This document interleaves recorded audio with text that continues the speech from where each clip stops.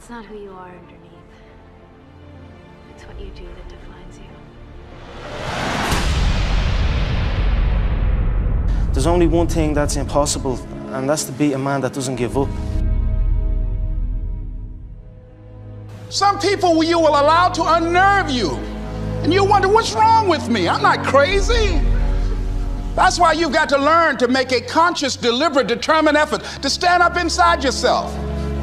Working on yourself, watching that inner dialogue, it will determine the quality of your life.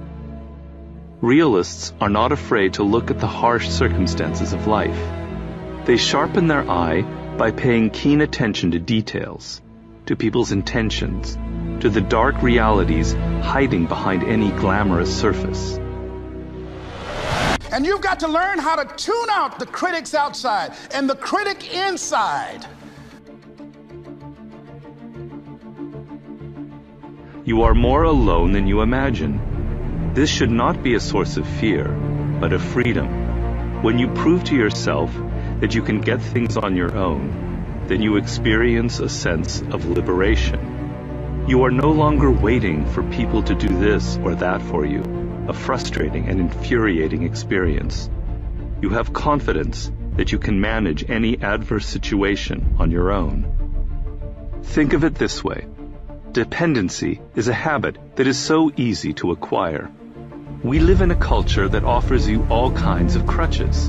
Experts to turn to, drugs to cure any psychological unease, mild pleasures to help pass or kill time, jobs to keep you just above water. It is hard to resist.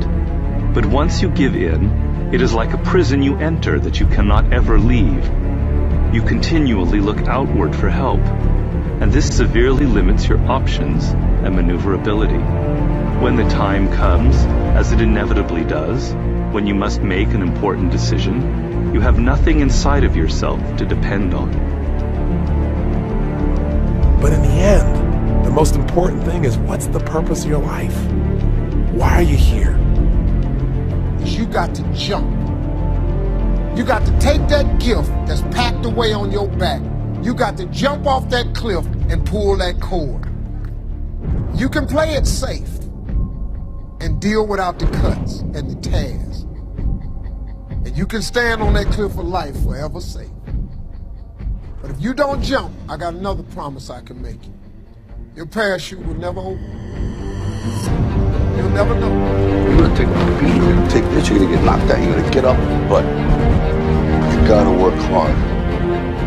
This 24 hours belongs to me. Right. And whatever I do in this 24 hours will determine where I'll be tomorrow and the next day. And I think that's what people need to focus on. Like, get off of this, I want to make 6 figures. I want to drive this car. I want to live in this house. I think what people should be focusing on is, I have 24 hours. Like, Oprah only has 24. Yeah. Bill Gates only has 24. Like, Warren Buffett only has 24 hours. And in that 24-hour period, I can either break my life or make my life. Through wins, through losses, through life, I just realized that if you say it to yourself and you look yourself in the eye and look yourself in the mirror and truly, truly believe that not a man alive can beat you, then that is the way it is. And putting it out there for the world to see, and then going out and doing it. There's no better feeling in the world than that. And it's as easy as that. Say what you're gonna do, and go and do it. So listen to me, there are those of you saying, I want to be a millionaire, I want to be the best at this company, right? But your value system says you believe in sleep more than you believe in grinding. Your value system says you are a consumer and not a producer. That you're spending more money than you're making. Why? Because you're a consumer, but you're reading all the books and you're saying everything the books are saying, but those books are not in alignment with your values. And if you're going to go to the next level, your values are going to have to change. Talent and good intentions are never enough in this world. You need to be fearless and strategic.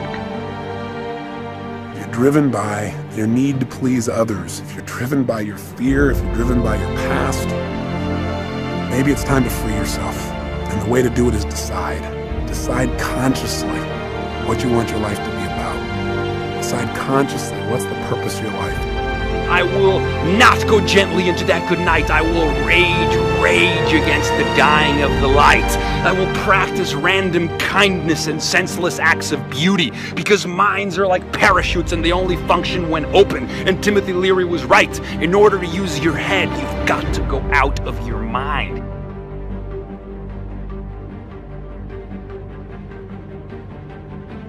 It all comes down to controlling and mediating our attention.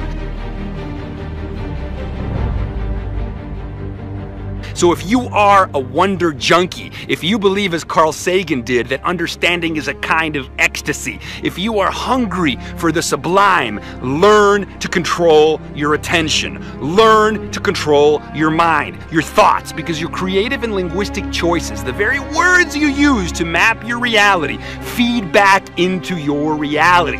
You are the painting, you are the paintbrush, you are the canvas, you are the question, you are the answer to the question you are looking for. You are also, my friends, the question. You are everything. We are everything. We are sentience. We are consciousness, the most sublime, miraculous thing in the universe. So you better be having a good time and authoring your fate.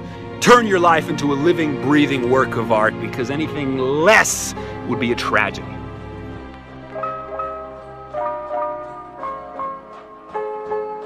It's only after we've lost everything that we're free to do anything.